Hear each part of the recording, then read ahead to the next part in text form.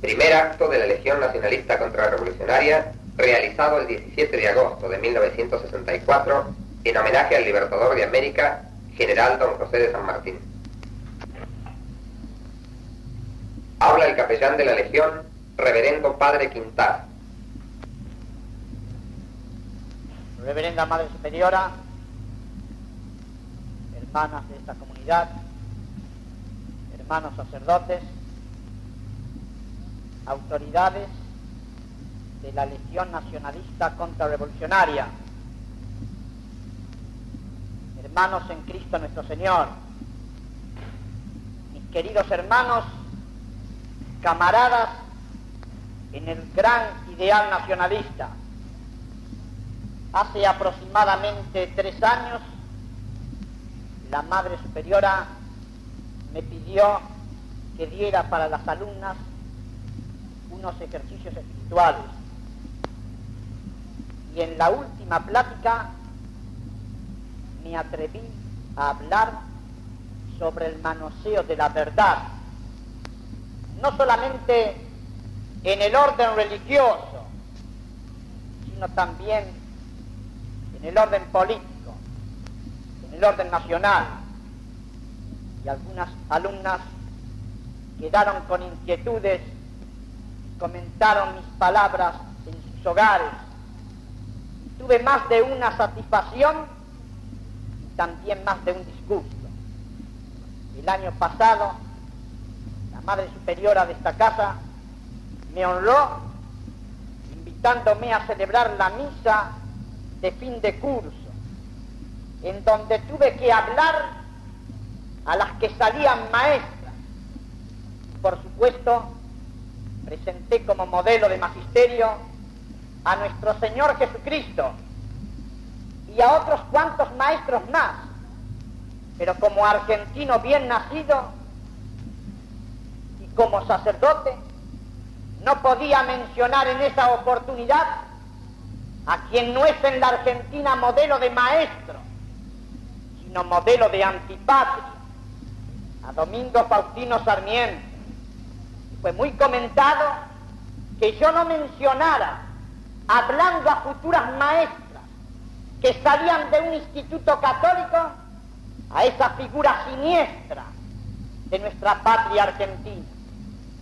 Y me quedó una especie de espina en el corazón, en mi corazón de hombre, en mi corazón de argentino y en mi corazón de sacerdote.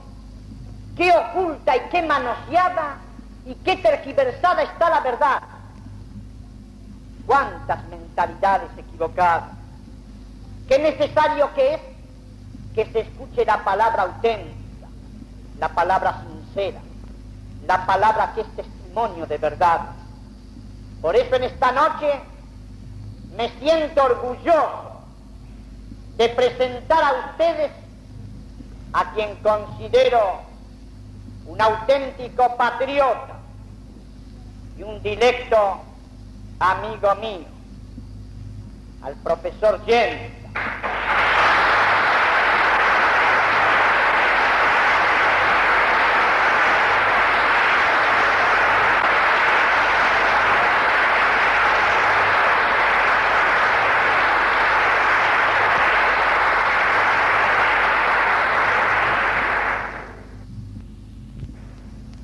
Profesor Yenta egresa de la Facultad de Filosofía y Letras de la Universidad de Buenos Aires con los títulos suficientes para enseñar filosofía, y es allá en Paraná donde obtiene por concurso con oposición la facultad de dictar todas las disciplinas filosóficas, y lo hace con esa altura y con esa claridad que puede hacerlo un hombre que vive la mística de Cristo y la mística de la patria. El 27 de mayo de 1944, a ruego expreso del ministro de Justicia e Instrucción Pública y del presidente de la Nación, se lo designa rector del Instituto Secundario del Profesorado Nacional en la capital federal. Y ya todos conocemos la obra que desplegó, las maravillas que hizo, de tal manera que aumenta la inscripción en el año 1945 y aumenta también el ataque malévolo de la prensa judaica, liberal y masónica, que está, perdonen la expresión, envenenando las mentalidades argentinas. Quieren promover cuestión donde no había ninguna cuestión.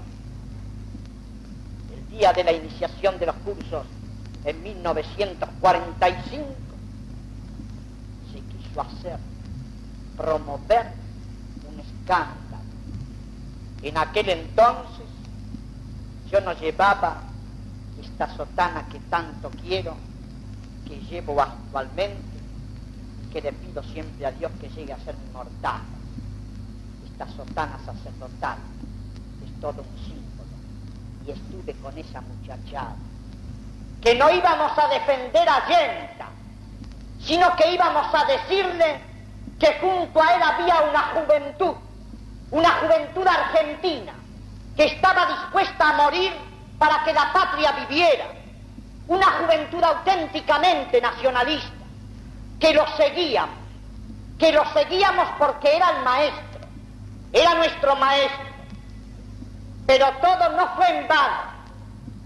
Si bien es cierto que se intervino el instituto y que se lo suspendió sin causa alguna y se lo quiso recluir, esa reclusión, tal vez en los planes providenciales de Dios, fue para que tuviera mayor fruto y mayor expansión el mensaje cristiano y el mensaje nacionalista. Porque allá en su casa, durante casi 20 años, lo vemos dictar una cátedra privada de filosofía, que es, perdónenme la sinceridad, casi una de las contadísimas cátedras de verdad que existen en el país. Porque muchos de ustedes son testigos de que yo mismo como sacerdote les comentaba cuando iba a la casa del profesor: voy a cargar la batería, me voy a entusiasmar de Cristo y de la patria, necesito escuchar ese mensaje, ese lenguaje, porque estoy cansado de trivialidades, de palabras huecas, de palabras sin sentido. Y desde ese encierro entre comillas, continúa pregonando la verdad de Dios, de la patria. Publica sus obras, esas obras que nosotros conocemos: Libre Examen y Comunismo, Guerra Contrarrevolucionaria, las ideas y las ideologías, El filósofo y los sofistas, y escribe los editoriales de ese periódico Combate, cuyo director es el doctor Alberto Tol, que ya tiene 9 años de vida, y que es una palabra permanente de vida en una patria que pareciera agonizar. Y lo tenemos esta noche con nosotros, esta noche sanmartiniana,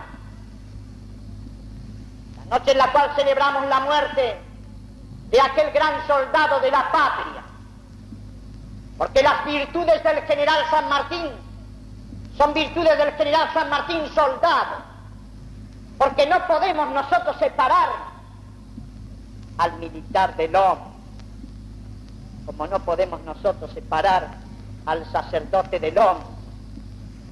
Hablar de un militar, de un general civilista o de la civilidad es tan ridículo como hablar de un sacerdote laicista o del laicismo. No tiene sentido. En una patria como la nuestra, en donde se están improvisando los héroes y se retasea la verdad, en una patria como la nuestra, en donde se tiene que recurrir al auxilio de la policía y de los bomberos para contener a una multitud frenética que va a recibir a un Palito Ortega, es preciso hablar con toda crudeza con toda verdad, ya sin miedo a nada. No podemos esperar que los enemigos de Dios y de la patria vengan a buscarnos a nuestras casas para matarnos como a cobardes. Es preciso que salgamos nosotros, que salgamos con este mensaje de Cristo, este mensaje de patria, este mensaje de verdad, este mensaje nacionalista que todavía escandaliza a algunos aún católicos. Eso es lo triste. Este mensaje nacionalista, que es el único mensaje que tendría que entregarse en la Argentina, porque es el mensaje auténticamente cristiano, auténticamente católico. Este mensaje utilizado lo van a recibir ustedes esta noche en la palabra patriota, en la palabra argentina, en la palabra sincera, en la valiente palabra de testimonio del profesor Jenny.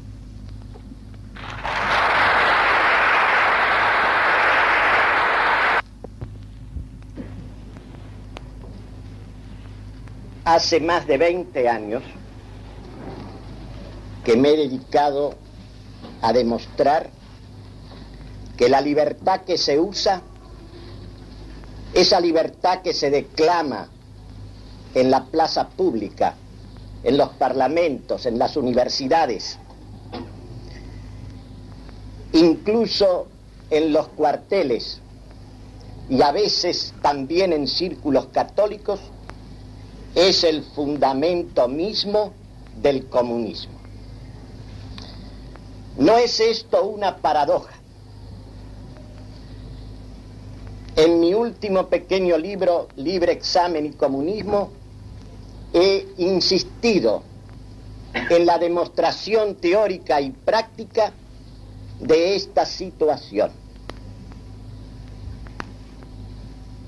La libertad que se coloca como principio primero y absoluto, la libertad que el hombre reivindica frente a la misma verdad creadora y redentora, esa libertad que vive, que se afirma, que solo se reconoce en la negación, en el rehusarse, en la discusión de todo cuanto existe, en el derecho de reservarse absolutamente para sí. Esa libertad que, si utilizamos el lenguaje de los existencialistas actuales, por ejemplo Heidegger, que la define diciendo: es la propiedad de ser para sí misma su propio fundamento. Quiere decir que el hombre reivindica para sí una libertad que no reconoce ninguna instancia anterior y superior. Para reivindicar ese sentido de la libertad como un punto de partida absoluto, como un comienzo, como un principio, es menester que el hombre rechace ser heredero de nada, rechace ser criatura, porque entonces, aun cuando él ha sido creado racional y libre, inteligente y capaz de querer, aparece endeudado, aparece en dependencia frente a su creador. Si él reconoce que es hijo de su patria y de sus padres, él está encuadrado en necesidades y en dependencias, en obediencias y fidelidades que encuadran su libertad. Si él reconoce que hay una verdad, no puede reclamar libertad frente a la verdad. Por eso, cuando el hombre cuando oímos decir aquí y acullá, la libertad es el bien supremo del hombre, es el principio y el fin, es la divisa suprema para la lucha, para la vida y para la muerte, quiere decir que el hombre ha reivindicado la libertad, su libertad, como el fundamento mismo de su vida, de su ser, de su existencia, de su fin. Esa es la libertad liberal. Ese es el uso ordinario de esta palabra. Y por eso esa libertad es una libertad de nada y para nada.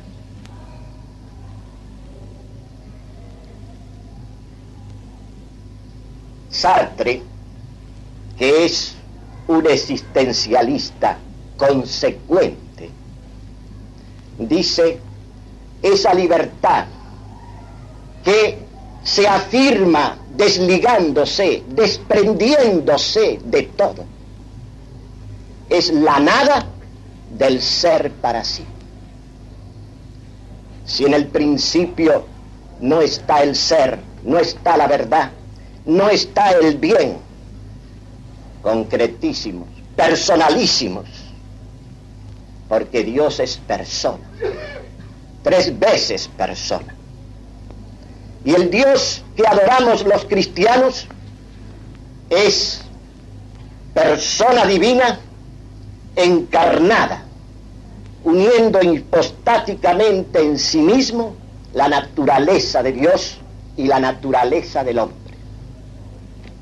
Pues todo este proceso de la libertad humana que se pone a sí mismo como principio, como un comienzo absoluto, comenzó en Occidente en el momento en que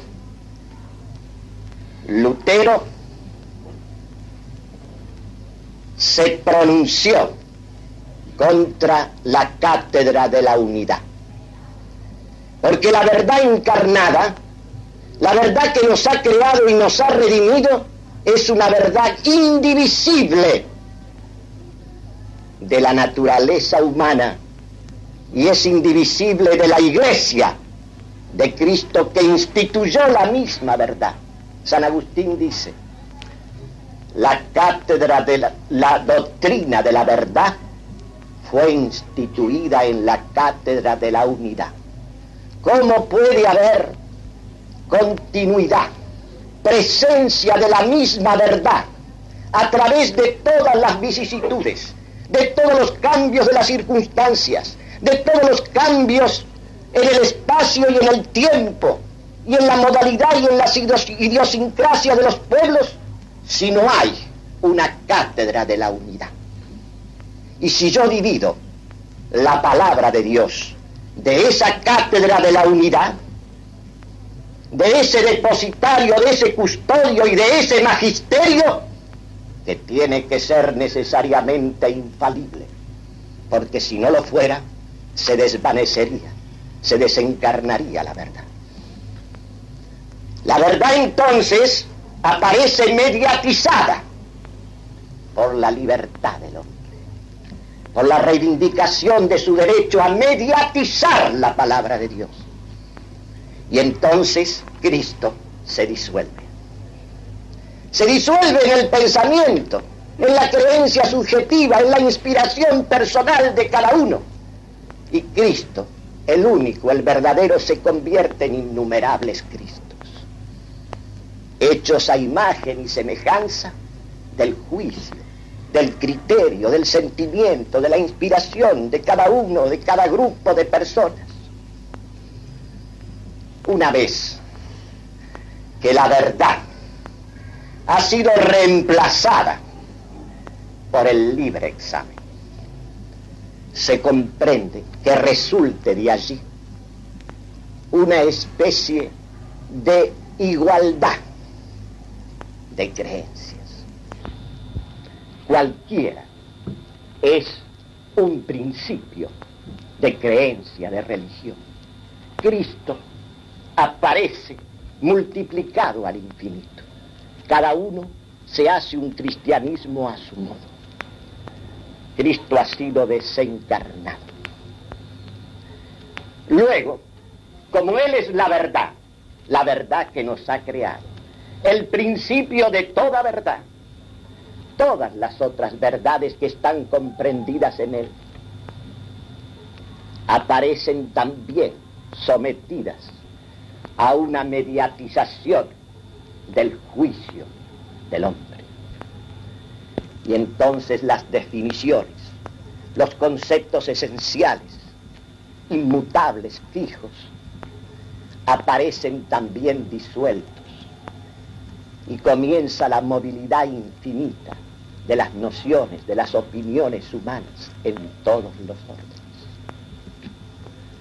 La libertad, así concebida, está sujeta a una dialéctica de la negación infinita, del igualitarismo llevado a todos los órdenes del pensamiento y de la conducta. Todas las creencias valen igual. Todas las opiniones, no más definiciones, valen igual. Y son relativas y son circunstanciales.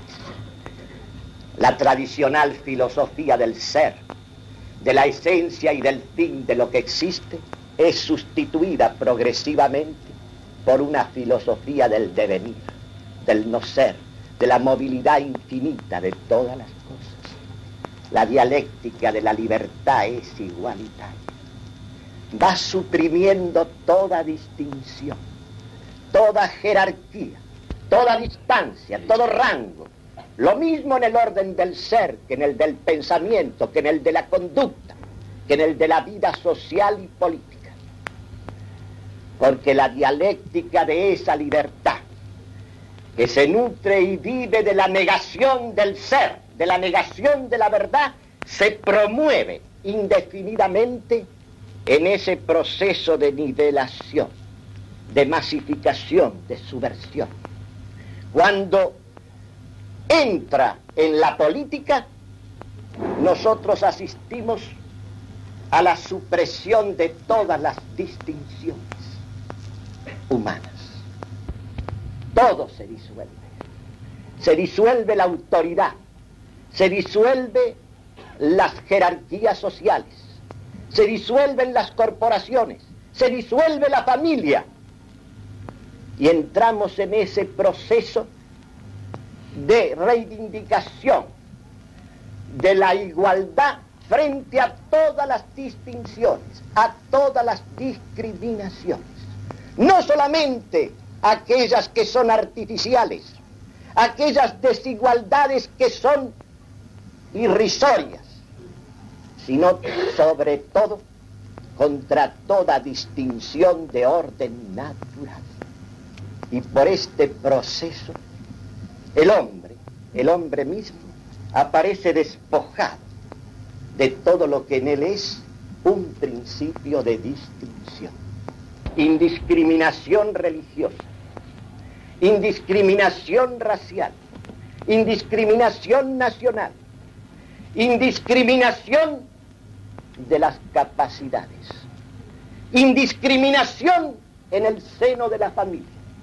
Nosotros tenemos en la patria ya una ley de indiscriminación de los hijos. No hay hijos ilegítimos, todos son igualmente hijos. De esta manera, la dialéctica de la libertad va realizando este proceso de igualación, de nivelación, de supresión de todo lo que nombra a Dios, de todo lo que nombra el principio creador, de todo, porque ¿qué es un ser? Un ser es una distinción. ¿Qué es la definición de una cosa? La definición es su distinción. De tal manera que este proceso igualitario, esta dialéctica igualitaria que es el curso hacia el aniquilamiento de todo ser, de toda verdad, de toda dignidad, se va cumpliendo inexorablemente. La libertad, esta libertad engendra la igualdad. La igualdad en todo. Los hombres de una comunidad se resuelven finalmente en unos indiferentes. Por eso la superstición, la seducción de la urna democrática. Ahí se ha realizado la completa igualdad. Lo digno y lo indigno, el sabio y el ignorante, el honesto y el deshonesto, el virtuoso y el vicioso, el traidor y el fiel, todos son unos indiferentes. Y la autoridad es consagrada por la suma de los unos indiferentes.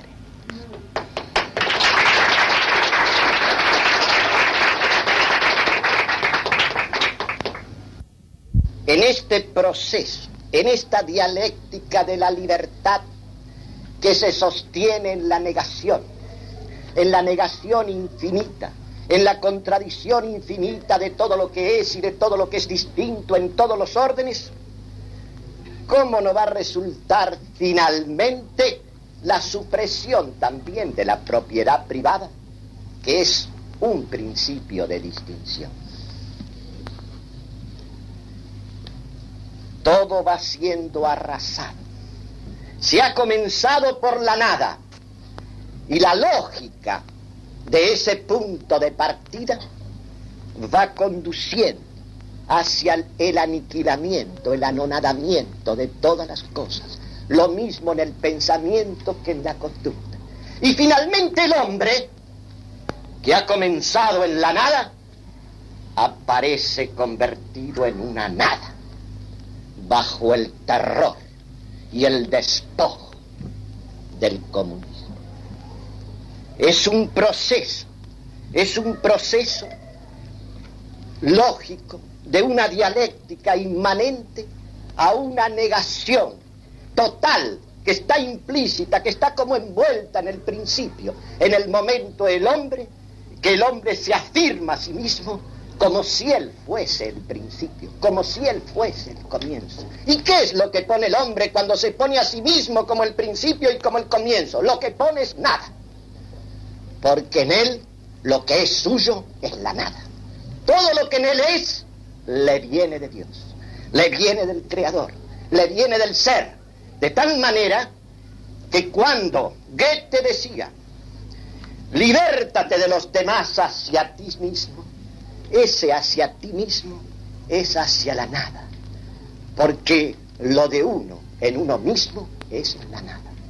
Y como el discurso procede siempre de lo mismo a lo mismo, si yo pongo en el principio a Dios, encontraré el final a Dios, porque la razón va siempre de lo mismo a lo mismo. Si yo parto, si mi discurso lo hago en base a la esencia de una cosa, la encontraré también en la conclusión.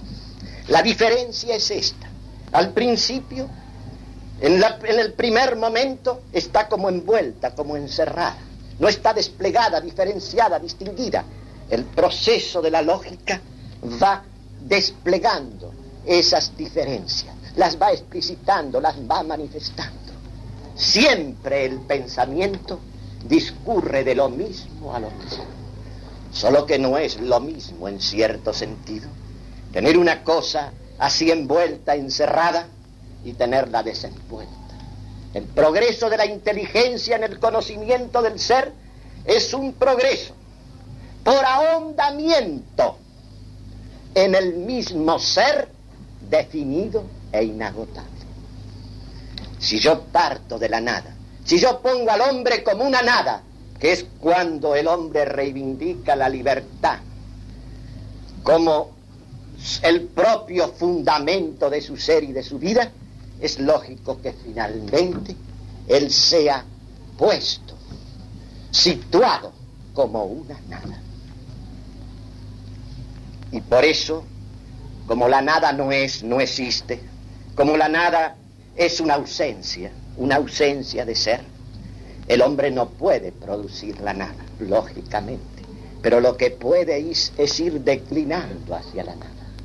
Puede ir obrando este proceso, lo mismo en su pensamiento que en su vida, que en su conducta, que en todo, este proceso de arrasamiento de todo lo que es un síntoma, una presencia del ser, de todo lo que es distinto, de todo lo que es distinguido.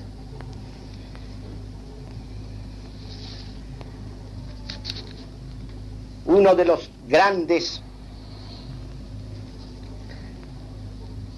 filósofos, tal vez el más representativo del liberalismo moderno, Kant, dice en el prefacio a la primera edición de la Crítica de la Razón Pura, y nuestra época, dice él, es la época de la crítica, a la cual ha de someterse.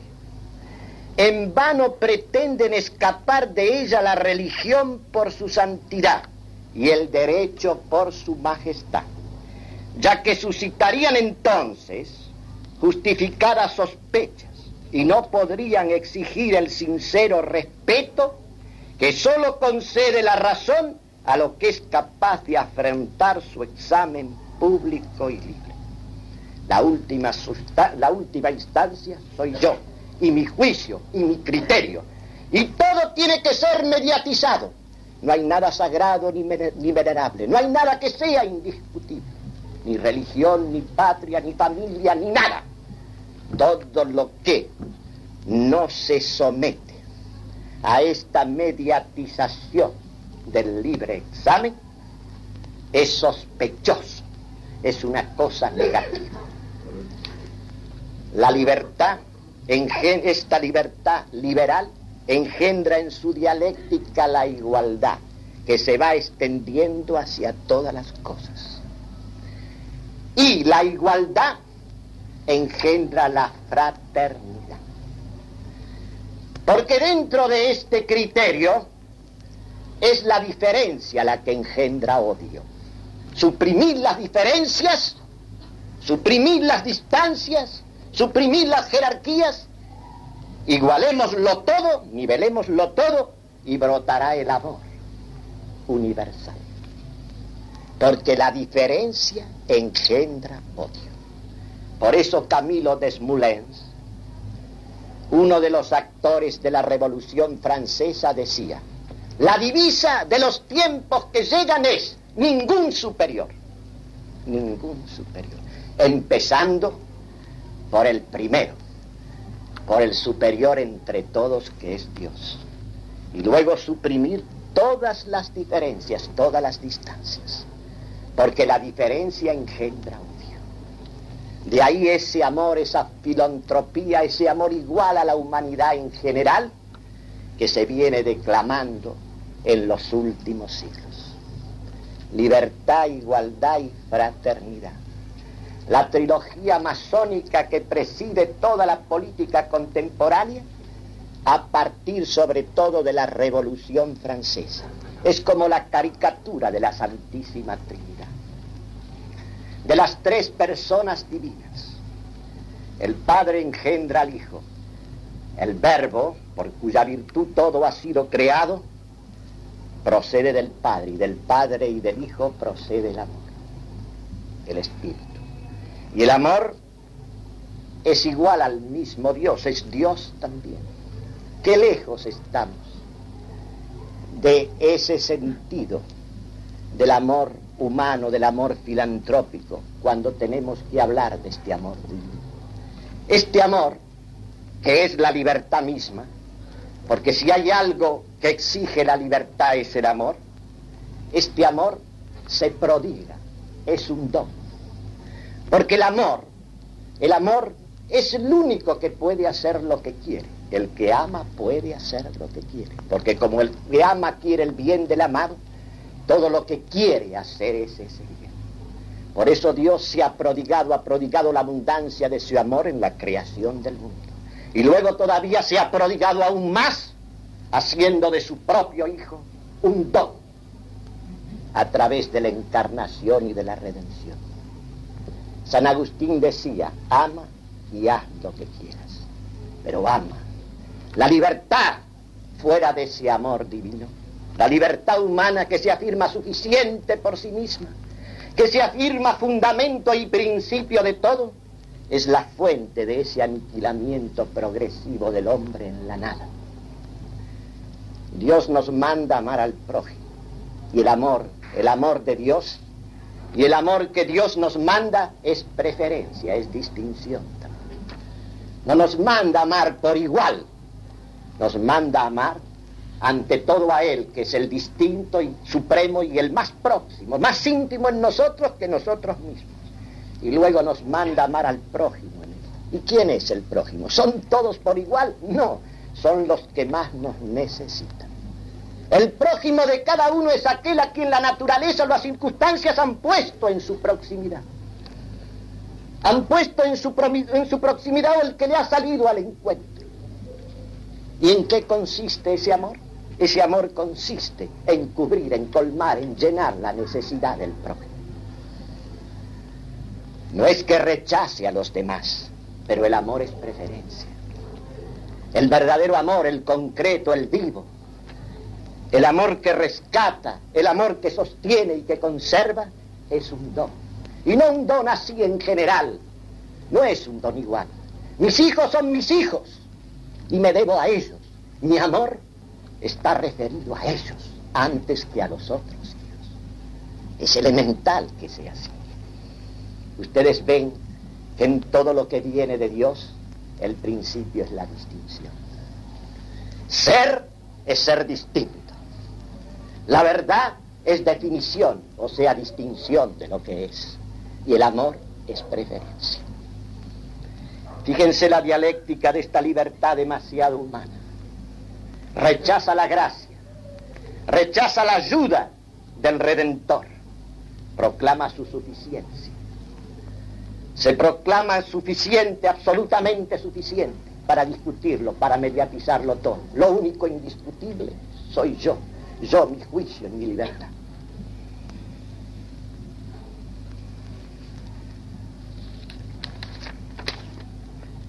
Y ahora que hemos tratado rápidamente de mostrar que esta dialéctica de la libertad, que se afirma como el bien supremo, que se afirma como el fundamento mismo del ser y de la existencia humana, hemos visto cómo a través de la igualación, de la nivelación, de la subversión, de la supresión de todas las diferencias, conduce necesariamente al terror y al despojo comunista, donde el hombre está colocado realmente en esa nada, como esa nada que él mismo ha proclamado desde el principio. Por eso hace 15 años, en la última conferencia que pronuncié en un instituto militar, en la Escuela Superior Técnica, dije lo siguiente: el comunismo no es más que el liberalismo en su extremo desarrollo, en sus últimas consecuencias. Podrán los intereses creados, las poderosas situaciones de privilegio existentes en el régimen burgués, contener por más o menos tiempo la corriente de los hechos, pero la lógica inexorable de un movimiento, de una revolución espiritual y política por ellos mismos desencadenada, se cumplirá hasta el fin necesario, hasta la destrucción de todo el orden existente. Y ahora vamos a proyectar esta dialéctica de la libertad liberal en nuestra historia patria, que es además, digamos así, el mismo proceso que se ha venido cumpliendo en toda nuestra América Latina.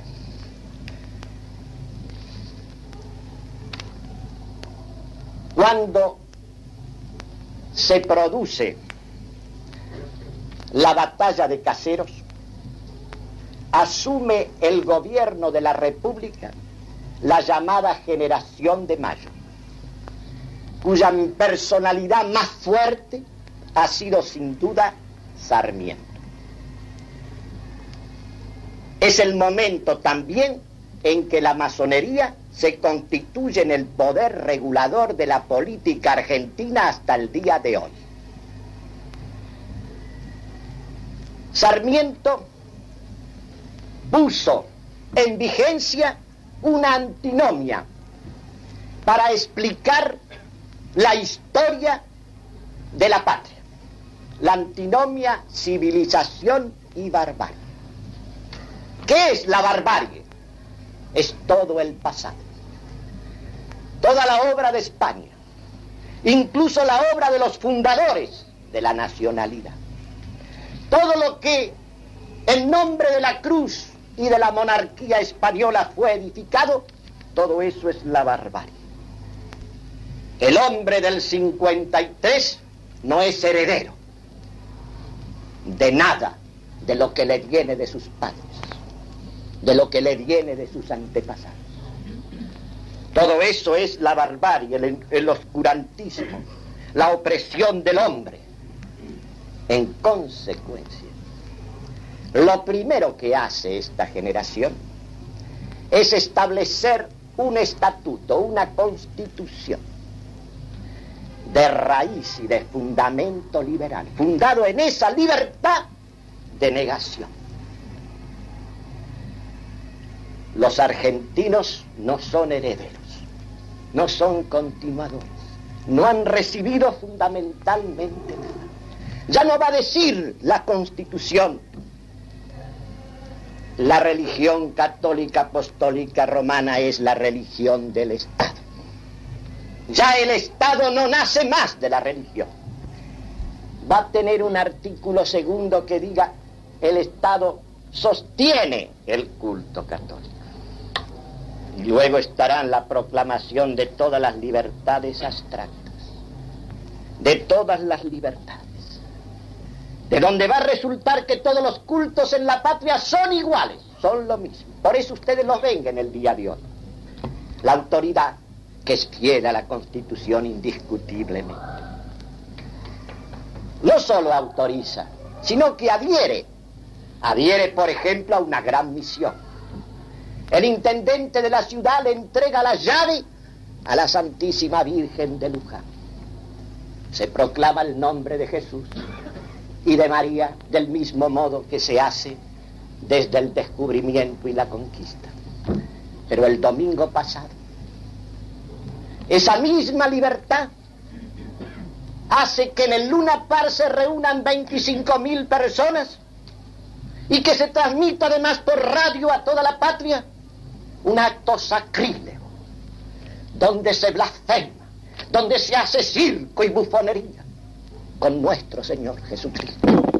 Entonces uno se pregunta, claro está, todos los cultos son iguales, todos están registrados en el registro de culto. Aquí se puede adorar al verdadero Dios y venerar a la Santísima Virgen. Y puede también un payaso hacerlo venir a Jesús de Nazaret a hablar de los marcianos y de los platos voladores, sin que se mueva nadie, porque todos están callados, también nuestra iglesia. Qué respeto, qué reverencia, qué significa Cristo para los argentinos. Todo es igual. Y para que ustedes vean hasta qué punto esta dialéctica de la libertad igualitaria se ha consumado, recordemos lo siguiente. Creado el instrumento jurídico de esta libertad de la nada, viene el 80. Y el mismo Sarmiento preside la implantación del laicismo escolar. O sea, la implantación del programa de descristianización de las futuras generaciones argentinas. A la vez que eso, el matrimonio se convierte en una institución civil, en un contrato. Al principio se ata pero no se desata. Ahora se desata media y de hecho todo lo que se quiera. Y hay una ley de indiscriminación de los hijos. Por eso, nosotros vamos a leer acá un testimonio de cómo el proletariado organizado, si bien se opone al capitalismo y a la clase burguesa y patronal en materia de moral, es heredero y continuador de la moral burguesa, falaz y descreída. Este es el Obrero Ferroviario, órgano de la Unión Ferroviaria, Buenos Aires, 16 de diciembre de 1960. Hay un recuadro que se titula así: Beneficios a las concubinas. Teniendo en cuenta la importancia que merece dentro de la legislación general del país el concubinato, situación de dos personas de distinto sexo que viven en posesión de estados de esposos sin haber celebrado matrimonio, esta organización, en fin, ha dispuesto otorgarle los beneficios asistenciales. Dice, dada la dilación que sufría este problema, debió insistirse en numerosas oportunidades, considerando que la concubina alcanza dentro de la vida de relación la importancia de un familiar de primer grado, tal como lo muestra el ferrocarril, la empresa, al otorgar idéntico beneficio que a la esposa legítima. La atención de las concubinas se hace mediante la presentación del carnet de identidad que otorgan las empresas ferroviarias. En el caso del personal en la actividad, encontrándose a estudio para los jubilados los requisitos que deberán cumplir para el otorgamiento de la credencial respectiva. Yo pregunto, ¿qué sentido tiene un matrimonio bien constituido y otro constituido de cualquier manera? Todo es igual. Todos los hijos son legítimos. Todos los ayuntamientos son buenos. Como decía Marx en La miseria de la filosofía, el derecho es solo el reconocimiento oficial del hecho. El derecho es solamente el reconocimiento oficial de hecho. Hay una situación de hecho, ya esa funda derecho, si dura un poco. No se exige que dure todo el tiempo. Se exige que dure simplemente. He traído estos testimonios, podríamos acumular miles, para que ustedes vean cómo procede la dialéctica de la libertad, de contradicción, de negación infinita. Todas las distinciones van siendo suprimidas. Odio a toda discriminación de cualquier índole que sea. Por eso ustedes lo ven en la U. Cualquier tribu africana, bajo el control y la dirección de Moscú, se constituye en Estado independiente. Y allí va la UN, se sienta un delegado junto a los representantes de las naciones milenarias que han civilizado al mundo. Y esto se llama una conquista de la personalidad del hombre y de los pueblos. Este horror.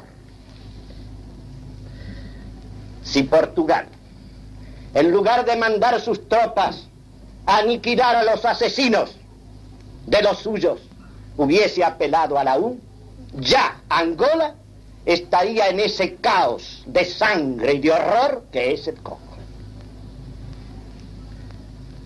Todos iguales.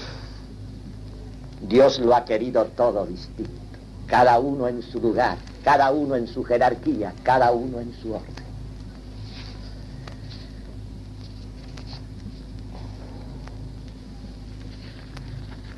Ahora bien, consumado en el 80 el laicismo escolar y la secularización completa del matrimonio, y reglamentado el patronato, que es el gran instrumento de opresión de la Iglesia por el Estado masónico y liberal,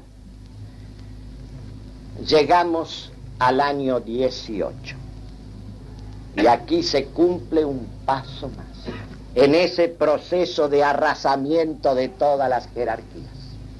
Se implanta la reforma universitaria, es decir, la subversión total de la educación superior.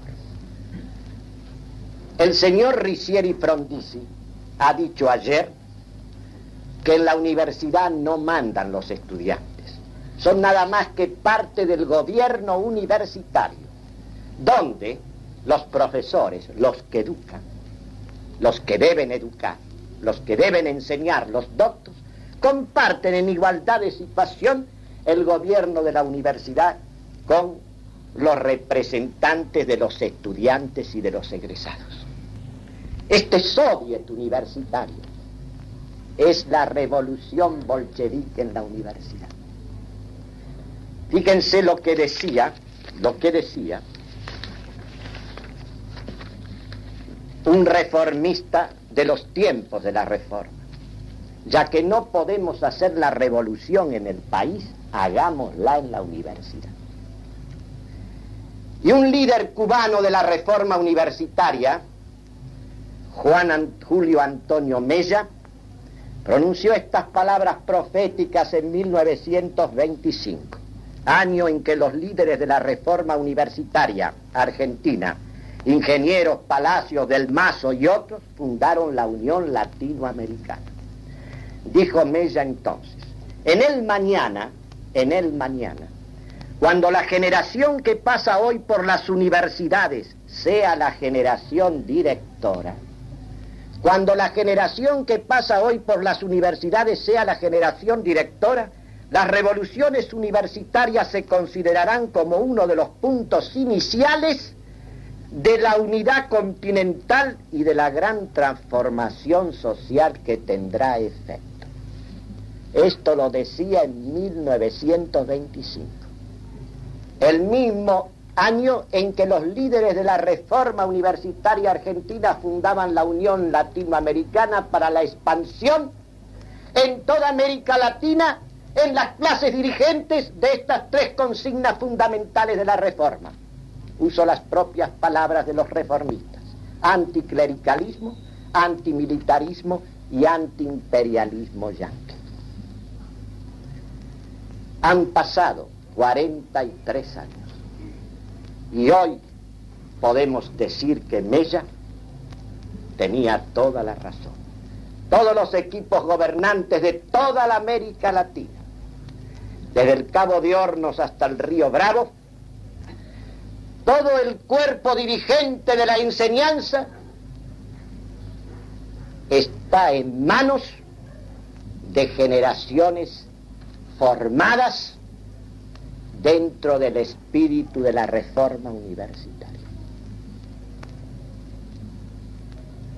Por eso, otro líder cubano reformista, cuando se celebraba el 40 aniversario de la Reforma universitaria en 1958, pocos meses después de haber sido elegido el doctor Frondizi presidente de la Nación, escribió la siguiente colaboración para el tomo de homenaje a la Reforma universitaria que publicó la FUBA en Buenos Aires.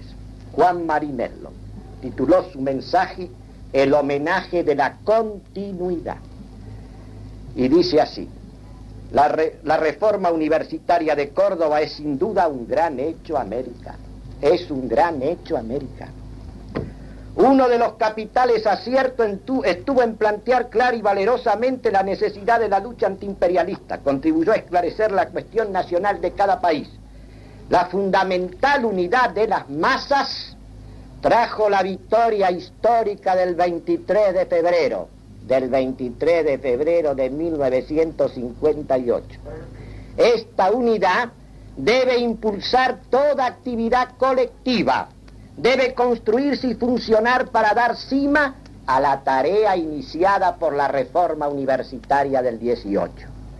Desde esta isla, faltaban unos pocos meses para la entrada de Castro en La Habana, desde esta isla en pelea heroica contra una tiranía brutal sostenida por el imperialismo yanqui, miramos hacia el Plata con ansiedad colmada de esperanza. Miramos hacia el Plata con ansiedad colmada de esperanza, porque lógicamente, para que la cordillera de los Andes se convierta en la sierra maestra del continente, la Argentina tiene que dar el paso decisivo. Miraban y miran con una ansiedad colmada de esperanza hacia el Plata, porque la decisión está aquí. La decisión está aquí. Cualquiera persona comprende que Cuba puede ser un centro de irradiación, una punta de lanza, pero para que la revolución sea total en América, hace falta que ella se consume en la República Argentina. Y digamos que todo está maduro para eso. todo está maduro. En 1945, el entonces coronel Perón, que ya era el hombre fuerte y decisivo, intentó, al mismo tiempo que decidía la firma de las actas de Chapultepec y la declaración de la guerra al eje ya vencido, decidió entregar las universidades oficiales y los institutos superiores a los reformistas y a la FUA. Fue consumando una tras otra esas entregas. El instituto del profesorado que yo presidía fue asaltado por una turba fubista el 2 de abril de 1945 con anuencia de Perón y la complicidad del jefe de policía que retiró la policía de todos los alrededores. Gracias a la ayuda que tuve de un grupo de generosos y enérgicos y denodados jóvenes nacionalistas, pudimos conjurar el propósito de sacarme arrastrado del instituto como lo habían hecho con el padre Cepich pocos meses antes en el Colegio Nacional Central de Buenos Aires. Yo fui una de las víctimas propiciatorias, gracias a Dios, de esa entrega. Pero ¿qué ocurrió? Cuando la FUA tuvo en su mano la universidad, ¿acaso porque Perón era militar o porque consideraban que el aglutinamiento de las masas proletarias en torno suyo no era una cosa seria? Lo repudiaron pública y oficialmente. Lo repudiaron pública y oficialmente. Entonces él, que había rechazado y se había apartado de los nacionalistas y de los católicos, buscó de nuevo arrimarse a ellos. Y desgraciadamente muchos lo acompañaron. Lo que no pudo hacer Perón en 1945, integrar la FUA con la CGT, se acaba de consumar bajo el régimen de Frondizi en este tiempo de su gestión. El triunfo del doctor Palacios en las elecciones de la capital es una evidencia. Los resultados de Rosario, los acontecimientos de Córdoba, donde el doctor del Castillo acaba de declarar con toda precisión que los partidos políticos en su estructura actual son cosas ya pasadas definitivamente. Tiene razón. Ahora hay que seguir la corriente de los nuevos acontecimientos que se desarrollan vertiginosamente en América. Esta es la hora del integracionismo revolucionario, de la FUA y de la CGT. No digo de las masas, de los dirigentes que en definitiva lo arrastran y lo llevan todo. Y ese integracionismo no se hace bajo la bandera ya del peronismo, sino del fidelismo.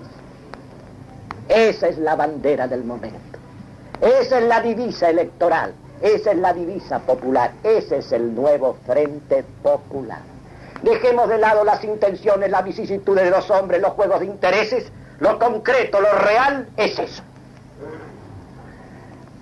Yo estimo, y quisiera equivocarme, yo estimo que el que no ve las cosas así está ciego y será sorprendido por los acontecimientos como sorprende al dormido el ladrón en la noche. Y ahora vayamos a otros aspectos. Acabamos de escuchar la palabra pública de los militares democráticos. Los militares democráticos hicieron lo mismo que intentó Perón en 1945. Él le entregó las universidades a la FUA. El primer acto, después del triunfo de Lonardi, fue autorizar, avalar y consagrar la ocupación de todas las universidades y de todos los colegios secundarios por los reformistas y los cubistas. Lo hicieron con la colaboración, reconozcámoslo, de un ministro católico, que es ahora consejero de la Universidad Católica. Ahora bien, estos militares democráticos dicen ahora que hay comunismo en la universidad. Señores, ustedes le entregaron al comunismo la universidad. Es lógico que haya comunismo en la universidad. Pero hicieron algo más. Ustedes tenían que vanagloriarse ante el mundo de una jornada cívica ejemplar, de la restauración de la democracia y de la libertad. Y ustedes aceptaron el integracionismo. Ustedes aceptaron el integracionismo en las urnas, que consagró a un antiguo líder de la reforma universitaria, a uno de los hombres más consecuentes toda su vida, y sigue siéndolo, porque la gente habla del imperialismo yanqui. ¿Qué imperialismo yanqui? Poder financiero internacional que funciona en todas las capitales del mundo, integrado principalmente por judíos, que tiene como instrumento ideológico a la masonería para anular, paralizar, comprometer toda verdadera reacción frente al comunismo. Esta es la situación. Por eso, repito, hay una perfecta consecuencia en el señor presidente y en su equipo gobernante. Ellos, esas concesiones que hacen, esos gestos un poco artificiosos de cristianos repentinos, es para mantener el vivero del comunismo, es para mantener el equipo gobernante, porque la hora no ha sonado todavía. Y entre tanto se dedican ¿a qué? A paralizar a nuestra Santa Madre Iglesia con algunas migajas. La gente olvida que cuando las universidades privadas empiecen a dar títulos a un puñado de abogados y de médicos y de profesores, ya estarán funcionando el paredón y estarán funcionando las visitas domiciliarias en la madrugada.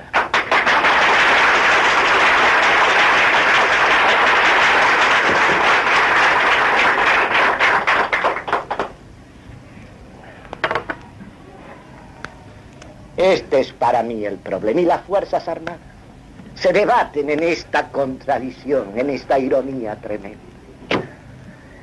Ellos, dejemos de lado las intenciones, ellos incurrieron o permitieron en algo demasiado grave el 16 de septiembre. La revolución contra Perón se hizo en nombre de la cruz, y ellos la retiraron y pusieron en su lugar esta libertad de nada que conduce a la nada. Esta es la situación. Porque no se trata, como en el rearme moral, de apelar a un vago Dios abstracto y remoto, cuando una abstracción vacía llamado a nadie. Miren qué cosa enorme, miren la conspiración masónica y protestante cómo funciona. Con una propaganda fabulosa le dicen a las gentes de Occidente: hace falta una ideología para combatir al comunismo. Resulta que usted, en esta patria que se fundó, que se levantó alrededor de la Iglesia de Cristo, en esta patria donde usted tiene ahí a la otra cuadra una Iglesia de Cristo, allí donde está depositada y donde está el magisterio de la doctrina y donde están los recursos y los medios sobrenaturales, allí donde está la respuesta a todas las cosas, la definición de todas las actitudes, resulta que usted se aparta de lo que tiene que apartarse de lo que tiene y entregarse a una cosa vaga, a un Dios abstracto, remoto, como el que puede alcanzar la razón natural por la vía causal.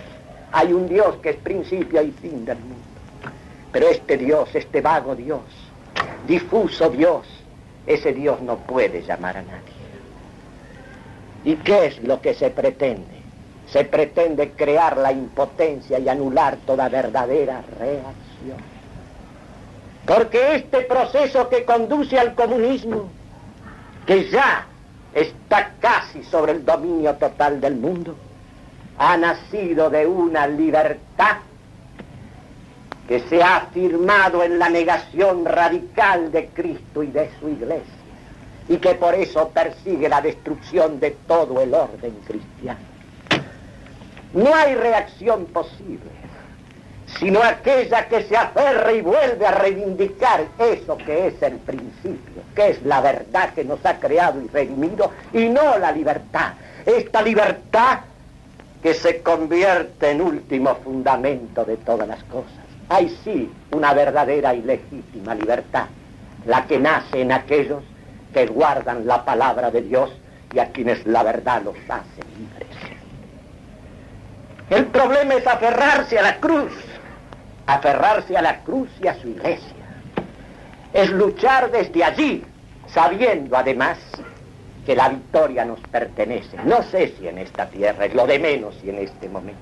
Este es un lugar de prueba, no de soluciones definitivas. El otro día he visto una película maravillosa que se llama La fuente de la doncella.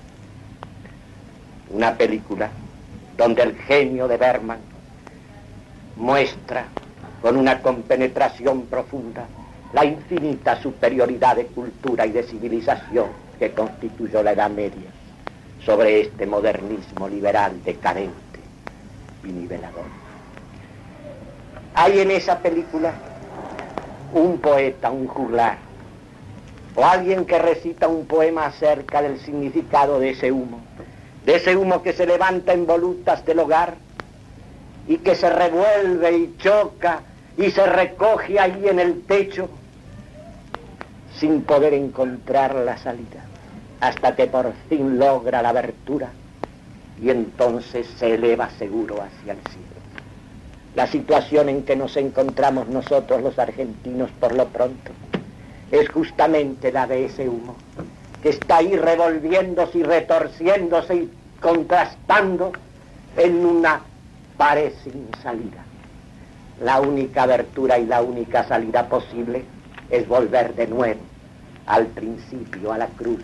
Esa cruz que vino aquí con el descubrimiento, bajo cuyo nombre se hizo, bajo cuyo amparo se hizo la conquista y todas las fundaciones, y la fundación de nuestra patria. Porque no olvidemos que la sangre argentina que se derramó para fundar una patria en soberanía era sangre de cristianos. Y que una patria no es el conjunto de los vivos que viven ahora, sino es ante todo y sobre todo esa herencia que nos viene del pasado, esos muertos que vivieron sirviendo la misma causa que tenemos que servir nosotros. Nada más.